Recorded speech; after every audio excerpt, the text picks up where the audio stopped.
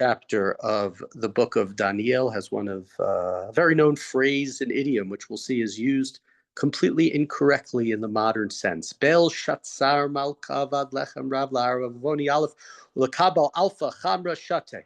So we have a time loop of about 60 years, 50 years. We don't know the exact amount of time. And we go from Nebuchadnezzar, who was the first Babylonian king, the person who brought the Babylonian kingdom to its full glory, as described in his visions and dreams about the tree that everything was under, to the last of Babylonian kings. Sorry to give it away, who was Belshazzar. And obviously there's something in the name, because this name Belshazzar is almost exactly identical to the name that was given to Daniel. And now, so it's about 50, 60 years later, and Belshazzar makes a great banquet for his nobles, and everybody's drinking wine. Belshazzar amar b'teim chamra le'ayita lemani dahava v'kaspa di hantek Nebuchadnezzar avoi menechala di v'Yerushalem v'shton v'hon malkav ravavane shglate lechanate. And when he was drunk, Belshazzar ordered that the gold and the silver vessels that his father Nebuchadnezzar had taken out of the temple of Jerusalem — we know if it's his father or his grandfather, it says father, but could mean other — be brought to the king, and his nobles, his consorts, and his concubines could drink from them. We've, of course, familiar with the Midrash in Megillat Esther that talks about the Jews in the palace of Achashverosh using the goblets of gold and silver, which has layers of meaning regarding Shushan and Yerushalayim, which we talked about during Megillat Esther. But part of that midrash comes from here, because Nebuchadnezzar had this gold and silver, and if the Persians took over the kingdom of the Babylonians, it would make sense that they would then have these same vessels. And this is chutzpah, this is nerve. What we learned in the last chapter is Nebuchadnezzar recognized God after his seasons of insanity and after being exiled from his kingdom, and recognized that there was a God greater than him. And here in his drunken state, Belshazzar seems to be doing the opposite. I'm going to do a little bit in English. The golden vessels that had been taken out of the sanctuary of the house of God in Jerusalem were then brought, and their king, his nobles, consorts, and concubines drank from them. And we said this book is in Aramaic. We're supposed to feel like we are in the Golah, so appropriate for us to read it in English, which is our language of the Golah, of the exile. They drank wine and praised the gods of gold and silver, bronze, iron, wood, and stone. The irony of that, as opposed to the one God who created the world. I'll go back into Aramaic. Bashata nafka etzban diade nash v'chatvan lekabel nevrashta al gira diktale chaladi malko malka chazei pas yad di chatva. Just then, a finger of a human hand appeared and wrote on the plaster of the wall of the king's palace opposite the lampstand, so that the king could see what it wrote. So next to the king was written something on the wall. The writing on the wall, you've probably seen the famous Rembrandt painting, many others that depict this scene exactly. The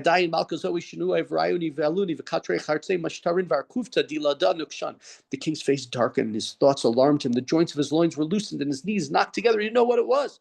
Malka B'chai Lahala Lashbaya Kastai V'Gazaria Ana Malka V'Amar L'Chakime Bavel Dikolandish Diyikara Katva Dinav Shrei Yichavnini Ir Givana Yilbash V'Ham Nicha Didahava Al Tzavre V'Taltiv Malchut Yishlat. The king called, as this was happened earlier. It happened in the earlier chapters with Daniel. The king calls for his exorcists, his Chaldeans, all of his spiritual advisors, and says to the wise men of Babylon, whoever can read this writing, tell me what it's mean, will be clothed in purple and wear a golden chain on his neck, and shall rule as one of three in the kingdom. Similar to what was done, there was the threat from Nebuchadnezzar: if you don't read it, if you don't understand, I'm going to kill you all. The king's wise men can, but they could not read the writing on the wall. It made no sense to them, which is why I started by saying this is the irony of this phrase. The writing's on the wall. Everybody sees what's going to happen, but the writing on the wall in the book of Daniel, in the Tanakh, nobody understands it except for, of course, Daniel. Malka Beshatzar Sagi Mitbahal V'Zoe Shanin Alian V'Ravravan Mishtab Shin. King Belshazzar, like his father or grandfather Nebuchadnezzar, became alarmed. His face darkened. His nobles were sad. And because of the state of the king and his nobles, the queen, which is probably the queen mother rather than the queen, because it's somebody who's probably older, and we'll see she's going to remember Daniel, reminiscent, like we said, Daniel and Yosef so many times. So here Yosef was the person who was forgotten by the Saramashkim from the prison. Daniel here is forgotten by the contemporary people, the old people still remember him. But the queen and then comes to the banquet hall and she said, "O king, live forever. Let your thoughts not worry you. There's a man," we're in verse 11, "there's a man in your kingdom who has the spirit of holy God in him. In your father's time, illumination, understanding, and wisdom like that of the gods were to be found in him. And your father, King Nebuchadnezzar, appointed him chief of the magicians, exorcists, Chaldeans, and diviners." You have to wonder, well, hold on, well, how is it that Belshazzar doesn't know about him if he was such a great guy? And that's why I think maybe it's a grandfather. We're going back 50, 60 years to the beginning of or 10 years into the reign of Nebuchadnezzar when Daniel first appears in the scene around the year 597 in Bavel. And so what happens, seeing that there was to be found this person, that there was Daniel, who the king called if you look at towards the end of this verse 12, it says Belshazzar. So he has almost the identical name.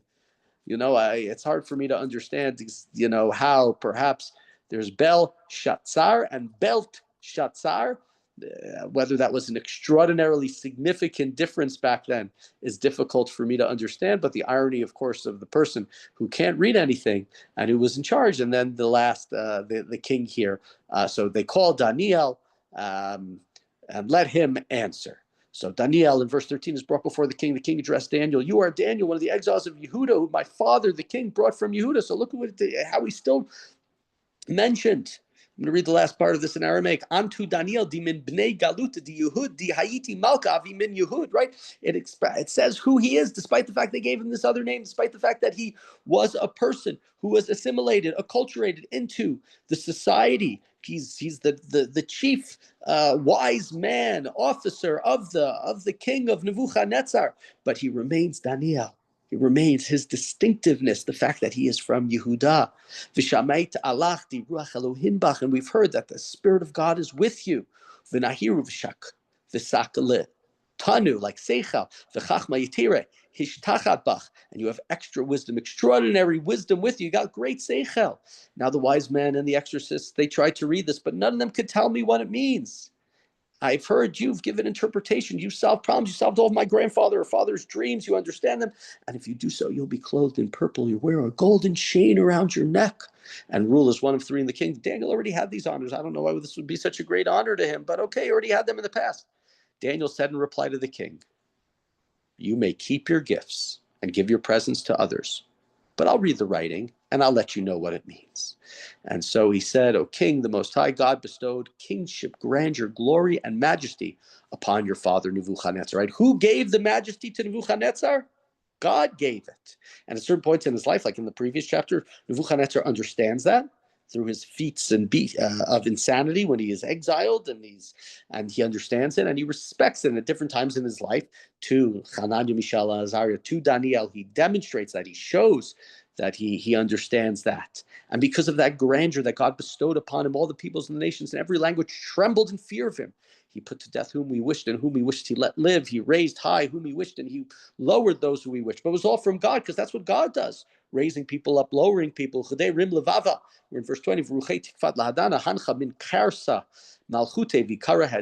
But when he grew haughty and willfully presumptuous, he was deposed from his royal throne, and his glory was removed from him. And that's the end of the last chapter. He was driven away from men, and his mind was made like that of a beast, and his habitation was with wild donkeys. He was fed like cattle. His body was drenched with dew of the heaven, until he knew the God Most High was the sovereign over all man, and sets over all man what God wishes. But you, in verse 22, Va'ant Bray, but you, his son, his descendant, Belshazzar, lo hishpalta levavach, kol kibel dichi dichol denana yadata. But you did not humble yourself, even though you knew all of this story. Yeah, that's a story you can't forget. V'amare shmai hitramamto l'manye diveta heitiv kadmach v'antu revavanach shegaltach ulechenata chamra shatin bahon v'alha v'le lahei chaspo v'dahava nechasha parzola v'avna dilo chazayin v'lo shmir v'lo yadanin shavchata v'le dinishmatach bidei v'chol ratak le lo adarta. What did you do? You put yourself above and against the God of Israel and his temple. You brought his vessels to you, and your concubines and your consorts. Everybody drank from him and praised the gods of what? Of silver, of gold, of bronze, of iron, of wood, of stone. The things you didn't hear, the things that don't speak, and the God who controls everything. You did not glorify him. You put yourself against him. And therefore, in verse 24, he says, God made a hand appear and caused the writing to be written. And what was written on it, if you look in verse 25, Tavadi Rishim Minei Minei Tekal Ufarsin. Minei Minei Tekal Ufarsin. What does that mean? Not clear. Obviously, it wasn't known to anybody. And Daniel says in verse 22, this is the meaning. Minei means God has numbered the days of your kingdom and brought it to an end. Tekel or tekel, you have been weighed in balance and found wanting. Pras, like the Persians, prisat malchutat vivatat l'madei ufaras. Your kingdom has been given to the Medians, to Persia and Media. And what happens? At Belshazzar's command, they clothed Daniel in purple, placed a golden chain on his neck, and proclaimed that he should rule as one of the three in the kingdom. Maybe he can bring it back if that's what's going to do. But it doesn't help. In verse 30, the last verse of this chapter, Bei Balayla Katil Belshazzar Malka Kastai. That very night, the Chaldeans killed the last king, which is Belshazzar. Historically, the Persians, led by Cyrus, they come in to Babylon. They are allowed in. There is no fighting that goes on. They're given the keys to the kingdom. People seem to have had enough of the rule of the Babylonians. Cyrus was a much better king. And so in this chapter, just a couple of things. There's irony to this, right? The irony of the way the phrase is used today. The writing's on the wall. It's obvious what's going to happen. Everybody knew that. The writing on the wall wasn't obvious in that chapter. And understand, sometimes it shows that true hiddenness is in plain sight. There are those who say that, but there's spiritual blindness. Belshazzar could not have known what the message meant because he was spiritually blind. The writing on the wall is not intellectual, but it's a moral idea. God's judgment was coming, even if the people didn't understand. Others who understand critique of false wisdom. Let me mention one last sort of idea of the words. So the words are understood that another way of understanding the words of the language is meneh, which means numbered, can also refer to a currency, a mina. And tekel sounds a little bit like a shekel, which is also like money. So it's things are being weighed. And parson, which here means, which on the one level also means the Persians are coming, can also mean divided. So there are those who say that what it means is that God sort of has weighed things, but has decided to divide.